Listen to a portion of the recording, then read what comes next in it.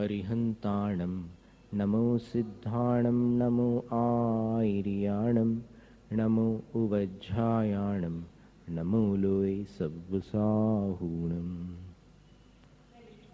मरण और समाधि मरण, इन पर अपनी बात चली थी। एक मिथ्या दृष्टि अज्ञानी जीव का मरण है, जो बाल बाल मरण कहलाता है। एक सम्यक दृष्टि लेकिन असंयमी, उसका मरण बाल मरण। तीसरा व्रती सम्यक दृष्टि का बाल पंडित मरण। और सकल संयमी पूर्ण संयमी मुनिराज का जो समाधि मरण होता है वो पंडित मरण। फिर केवली भगवान की जब आयु पूर्ण होती है उस मरण को पंडित मरण कहते हैं, वो निर्वाण मोक्ष कहलाता है।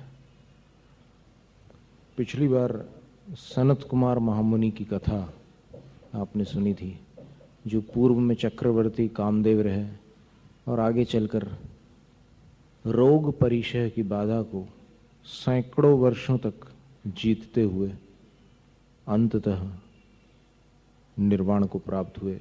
आचार्य गुणभद्र स्वामी ने उत्तर पुराण ग्रंथ में उनको मोक्षगामी बतलाया है। और फिर कहीं कथाओं में भेद भी रहता है। तो मरण की चर्चा, जैसे रविवार को अपन प्रातःकाल स्वाध्याय करते हैं मृत्यु महोत्सव का, और दोपहर को एक कथानक होता है। तो सनत कुमार मुनिराज का कथानक आपने सुना, और ऐसे कई पुराण पुरुष और कई प्राचीन ऐतिहासिक कथानक हैं। लेकिन कुछ इस युग के भी ऐसे दृष्टांत है कि जो बहुत ही मार्मिक है, हृदय स्पर्शी है, और अपने को संभलने का और अपने मार्ग को प्रशस्त करने का अवसर प्रदान करने वाले हैं। कभी हमने बताया भी हो, एक मुनि महाराज थे जिनकी रुचि प्रतिष्ठा विधि वगैरह में अधिक थी। पहले वो संभवतः प्रतिष्ठाचार्य रहे हैं, लेकिन आगे चलकर जब दीक्षा ले ली तब भी वो उन क्रियाओं में और सब विधियों में विशेष रुचि लेते थे। और कभी भी पंचकल्याणक महोत्सव होता था तो वहाँ पहुँच करके वो बतलाते थे कि यहाँ पर ऐसा होना चाहिए, ये ऐसा होना चाहिए। अब जब उनकी आयु ढलने लगी और बहुत निकट आ गया वो समय, तो उनका उस अंतिम समय की साधना पर कोई ध्यान नहीं था। और एक ऐसा वक्त आ गया कि वो विक्षिप्त जैसे हो गए और कुछ भी बोलते थे, वो कोई ठिकाना नहीं था उनका। कभी नमो अरिहंताणम बोल दे, कभी जय बजरंगबली बोले, जय श्री राम बोल दे, राधे कृष्ण, कुछ भी। और कभी और भी कुछ किसी से बोलचाल हो जाए उनसे। तो एक उस समय कोई एक सज्जन थे, उनको लगा कि ये इतने समय तक मुनि रहे हैं और फिर सब साधना की है इन्होंने, अब अंत समय में इनकी स्थिति ऐसी बिगड़ गई है तो मुझे इनकी सेवा करनी चाहिए। वो सेवा करने लग गए। तो सेवा करने लगे तो फिर वो बहुत तेज गुस्सा आता था उनको, महाराज जी को। तो वो कभी डांट भी देते थे, कभी चिल्ला भी देते थे, लेकिन फिर भी सेवा से पीछे नहीं हटे। कमंडल में पानी भर करके देना और सारी बातें। और वो मुनि महाराज कभी स्वाध्याय नहीं करते थे, स्वाध्याय नहीं करते थे, और कभी भी प्रतिक्रमण वगैरह भी, किताब रखी हो तो रखी हो, वरना उनकी उसमें भी मतलब कोई रुचि नहीं और कोई ध्यान ही नहीं था, कहना चाहिए।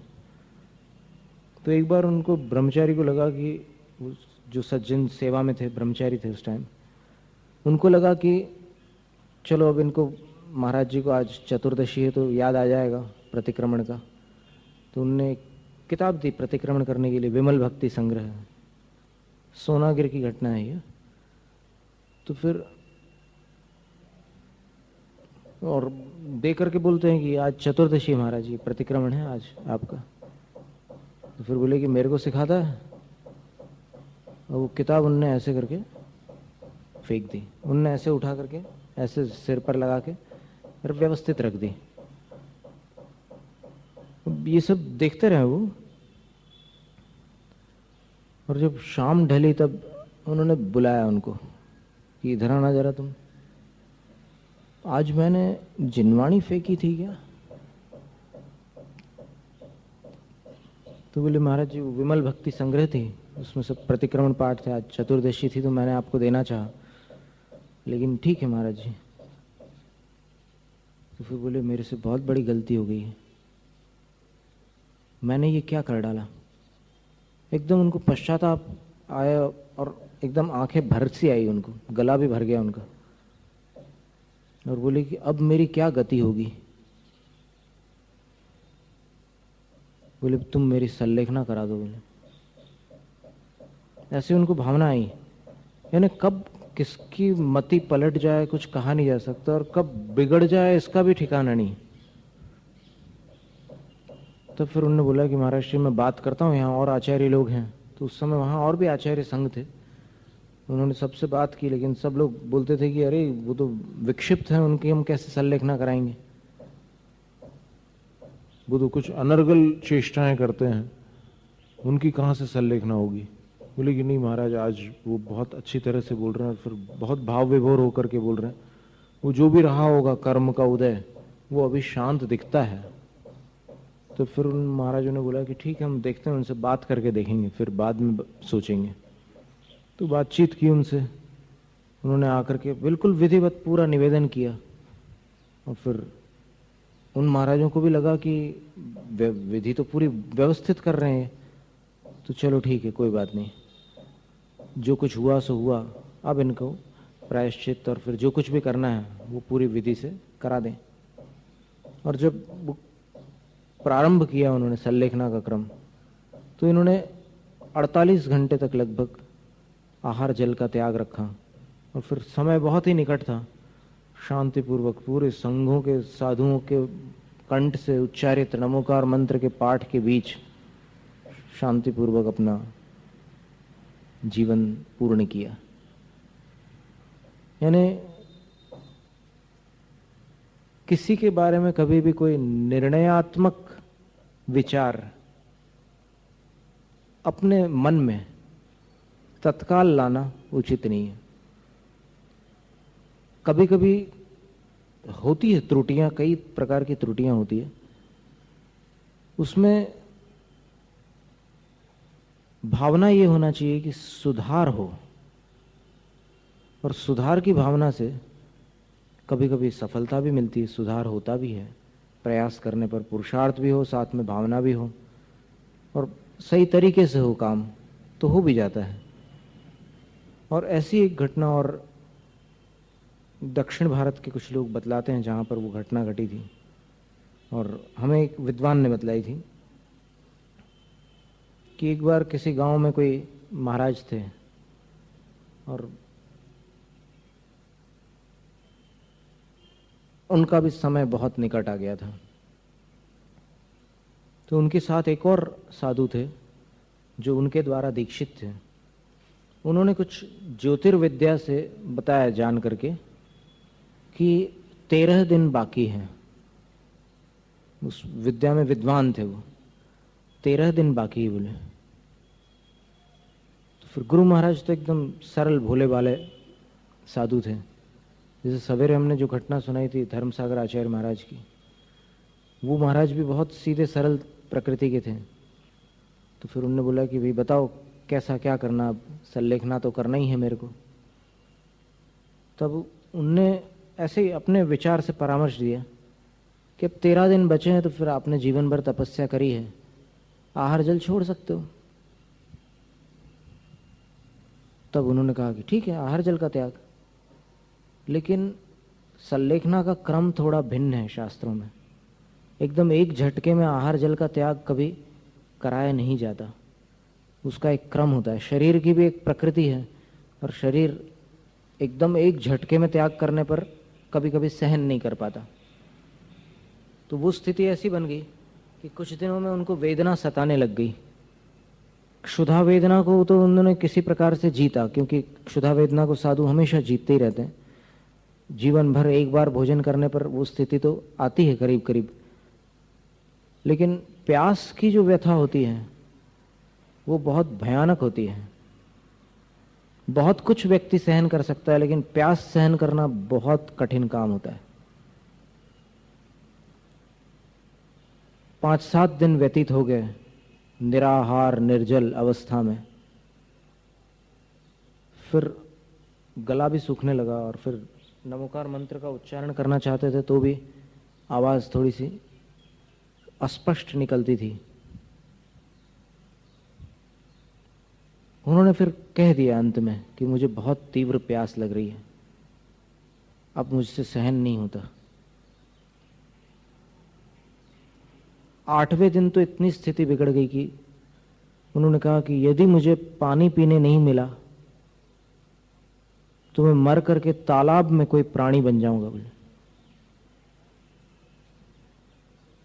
मैं तालाब में पैदा होऊंगा, बोले पानी पीने अगर मुझे नहीं मिला यहाँ, मैं भले अभी ठीक है जाने दो मेरे को, साधु हूँ कुछ भी हूँ मैं नहीं जानता, लेकिन मेरे को अब प्यास सहन नहीं होती।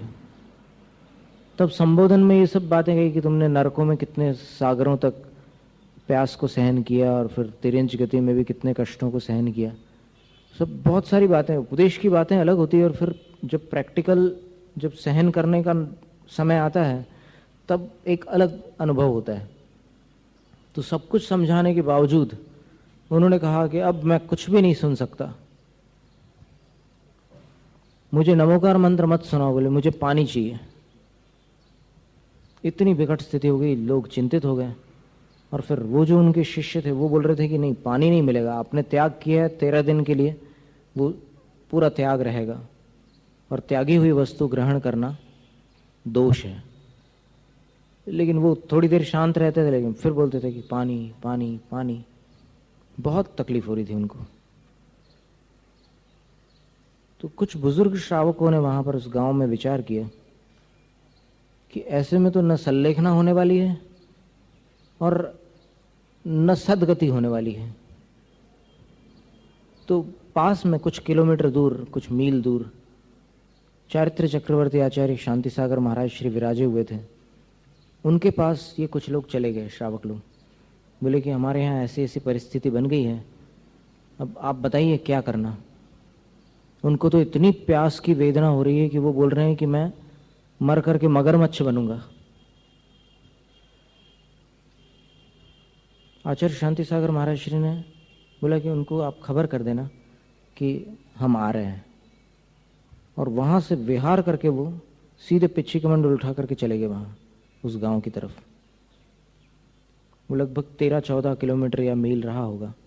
वहां पहुंचने के बाद वो कमरे के बीच में ऐसे हवा वाले स्थान में, दोनों दरवाजों के बीच में रखा था उनका तखत, ताकि हवा लगने से थोड़ी राहत मिले। लेकिन क्या है कि 8 दिन की जो प्यास होती है उसमें क्या राहत मिलेगी। वो तो ठीक है, एक सही स्थान था एक हिसाब से देखा जाए तो हवा तो चल रही थी, लेकिन महाराज श्री बहुत व्यतीत थे, पानी पानी पानी पानी।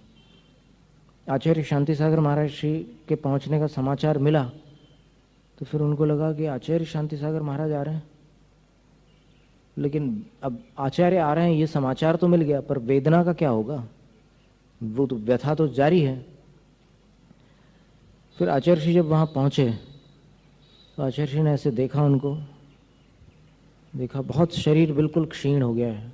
8 दिन के उपवास और फिर निर्जल उपवास के साथ उनकी शरीर की स्थिति देखी, और उसके बाद अंदर आकर के ऐसे पिच्छी हाथ में लेकर उनकी ऐसे 3 परिक्रमा लगाई।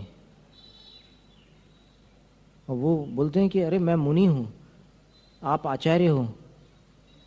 तो आचार्य महाराज ने ऐसे फिर नमोस्तु किया। तो बोले कि आप आचार्य होकर मुझसे नमोस्तु कर रहे हैं। तब आचार्य महाराज बोले कि सल्लेखना धारण करने वाला साधु आचार्य से भी बड़ा होता है।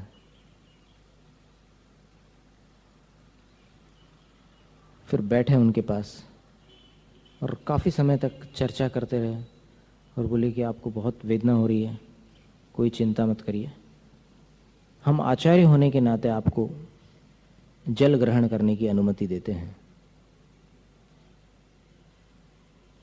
तब उन मुनिराज ने एकदम गला भराया उनका, बोले कि अब मुझे जल ग्रहण नहीं करना। क्यों नहीं करना? बोले कि अमृत पीने के बाद अब जल की कोई आवश्यकता नहीं रह गई, आपने अमृत पिला दिया है। और फिर वो जो 5 दिन पूरे हुए उनके, आचार्य महाराज वहीं रहे, शांति सागर महाराज, और अंत में उनकी सल्लेखना शांतिपूर्वक पूर्ण हो गया। अब ये तो आचार्य शांति सागर महाराज श्री के ध्यान और साधना का भी प्रभाव होगा उसमें, हम ऐसा समझते हैं।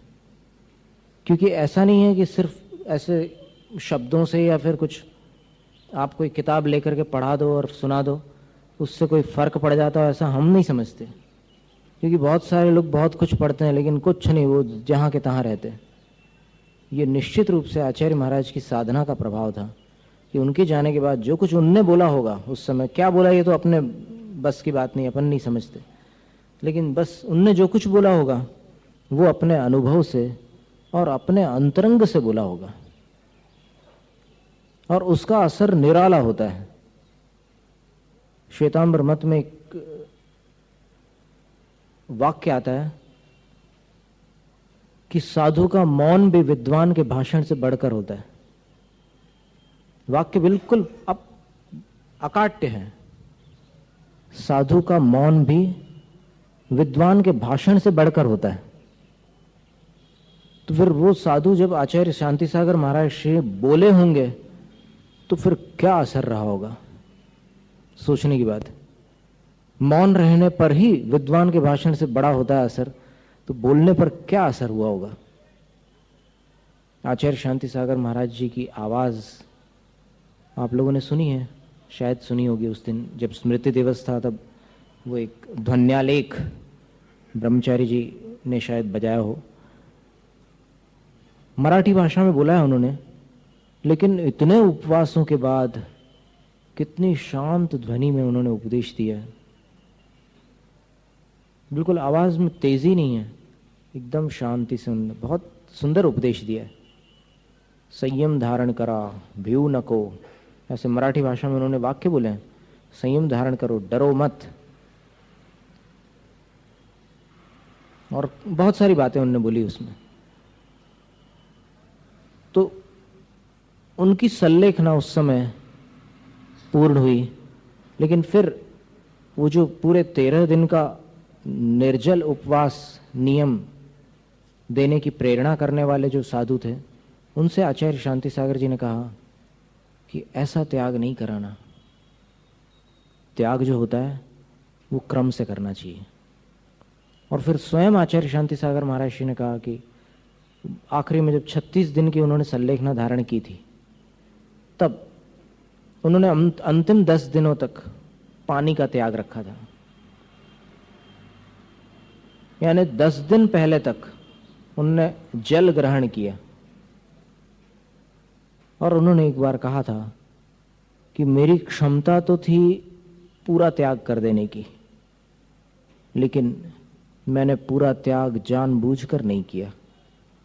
उसका कारण यह था, जैसे तीर्थंकरों के पास क्षमता होती है ना आहार नहीं लेने की, बिना आहार लिए भी वो आसानी से अपना समय व्यतीत कर सकते हैं।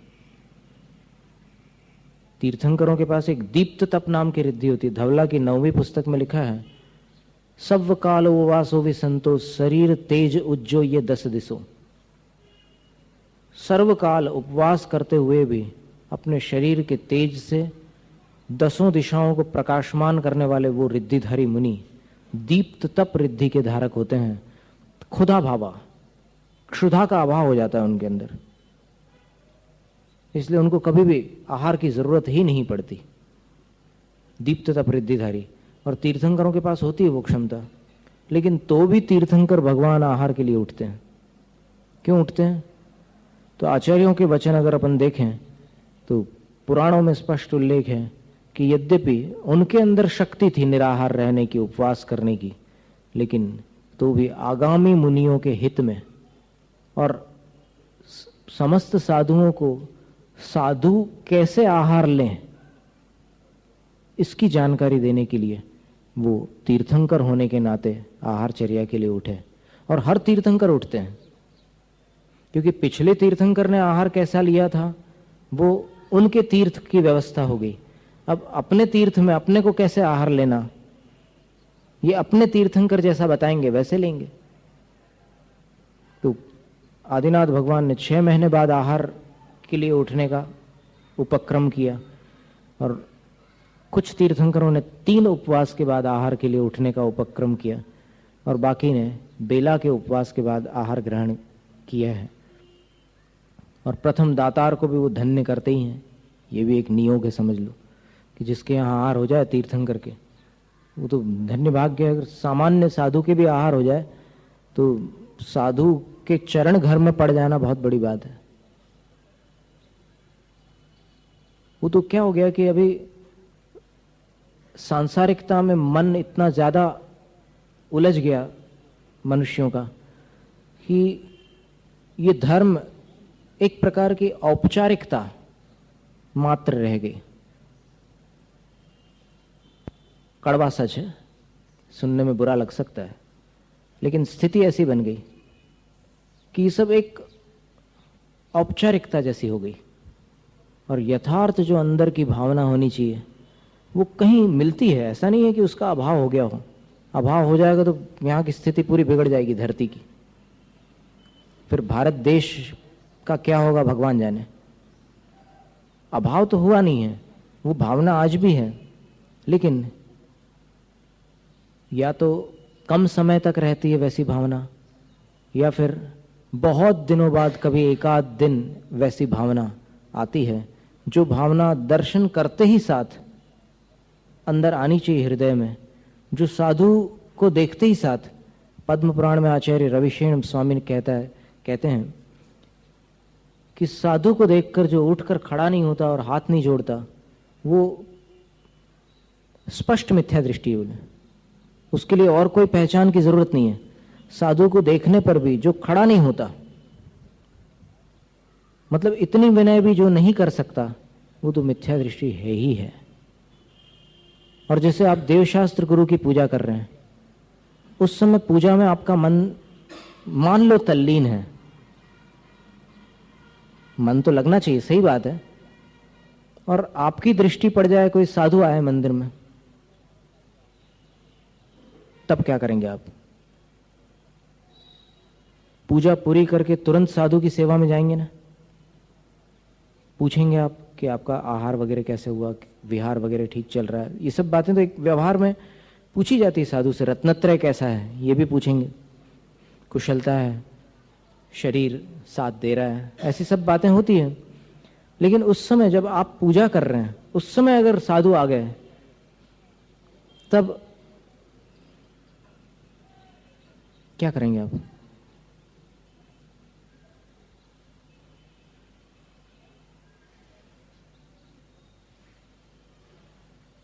पूजा पूर्ण करेंगे या फिर बीच में नमस्तु कर सकते हैं क्या साधु को? बीच में नमस्तु कर सकते हैं क्या पूजा के बीच में? पूजा में आपने मतलब आह्वान, स्थापन, सन्निधिकरण सब विधियां की हुई है वहां पर, और उस समय अगर साधु आ गए तो बीच में आप नमस्तु कर सकते हैं क्या? ये इंटरव्यू है, इसमें पास और नापास का फैसला हो जाएगा अब भी।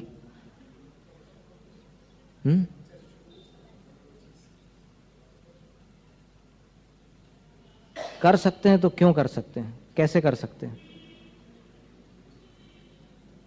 और नहीं कर सकते तो उसका तो जवाब है ही आपके पास कि हम तो उसमें तल्लीन हैं, पूजा में, भक्ति में मन लगा हुआ है। सबसे सीधी सरल बात तो उसमें यह है कि पूजा देव शास्त्र गुरु की कर रहे हैं। अब गुरु की पूजा कर रहे हैं और गुरु सामने आ जाए तो नमस्कार नहीं करोगे क्या? मैंने इतनी सरल बात है वो, मतलब कोई अंगूठा छाप व्यक्ति भी बता सकता है कि आप गुरु की पूजा कर रहे हैं और गुरु अगर सामने आ जाए तो नमोस्तु न करना, ये कहाँ का गणित है? बहुत खुशी के साथ, बहुत भक्ति के साथ, हार्दिक भावना के साथ नमस्कार कर सकते हैं, उसमें कोई पाप नहीं है। ठीक है ना? तो ऐसी बहुत सारी बातें, आज के युग में भावना बहुत क्षीण होती जा रही है, धीरे धीरे धीरे धीरे। अब जब मनुष्य पर मुसीबत आती है तो देरोल भागता है, मनुष्य पर मुसीबत आती है तो और अतिशय क्षेत्रों में महावीर जी जाता, भातकुली जाता है, कहीं कहीं दूर दूर भटकता है।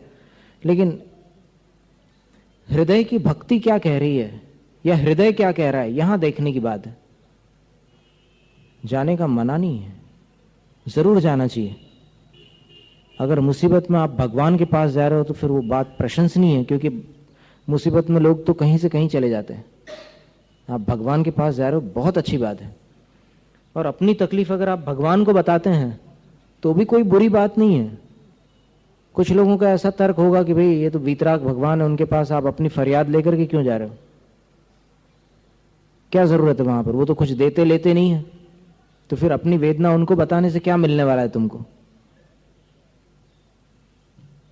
भले कुछ मिले या न मिले, लेकिन जैसे बच्चा मां को सब कुछ बता देता है, जैसे शिष्य गुरु को सब कुछ बता देता है, वैसे ही भक्त भगवान को सब कुछ बता सकता है, उसमें कोई पाप नहीं है। बस ये है कि वो भगवान के पास जाकर के उल्टा सीधा ना करे कुछ भी। अभी क्या है, हिम्मतनगर की हमने थोड़े अध्ययन किया हिम्मतनगर का, और फिर वहां हमने ये कुछ देखा थोड़ा सा कि भावनात्मक दोष नहीं है, सबके अंदर देवशास्त्र गुरु के प्रति भक्ति है लगभग। बस कुछ वातावरण में कुछ ऐसी बात है कि जो कहीं से ब्लॉक हो रही एनर्जी, ऐसा लगता है। और उसके कारण पर हमने एक संकेत कुछ समय पहले किया था, और उस संकेत पर आप जितने जल्दी गौर करेंगे और जितने जल्दी उसका समाधान निकालेंगे, आप उसके बाद देखिएगा कि क्या परिणाम निकलता है। और जितना देर करेंगे तो फिर उतनी घटनाएं और आप झेल लेना, ये भी सुन लो आप, ठीक है ना? क्योंकि जिनेंद्र भगवान की अभिनय जिनेंद्र भगवान के पास आकर के करना, आप बाहर जाकर के तो दुनिया में कुछ भी करते रहो, लेकिन भगवान के मंदिर में भगवान का अनादर, ये तो समाज के लिए हितकारी हो ही नहीं सकता, कभी नहीं हो सकता। उसके लिए आप वैकल्पिक व्यवस्था या जैसी भी व्यवस्था हो, ये जो लोग समझ रहे होंगे वो समझ रहे होंगे, जो नहीं समझ रहे हैं वो निश्चिंत रहना, बिल्कुल शांति से आप अपनी भक्ति भावना रखना।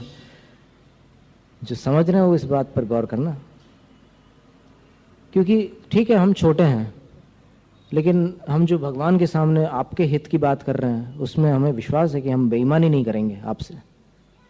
जो बताएंगे वो आपके हित में बताएंगे, और आप उस पर ध्यान दें या ना दें ये आपकी मर्जी है, हम दबाव तो नहीं डाल सकते।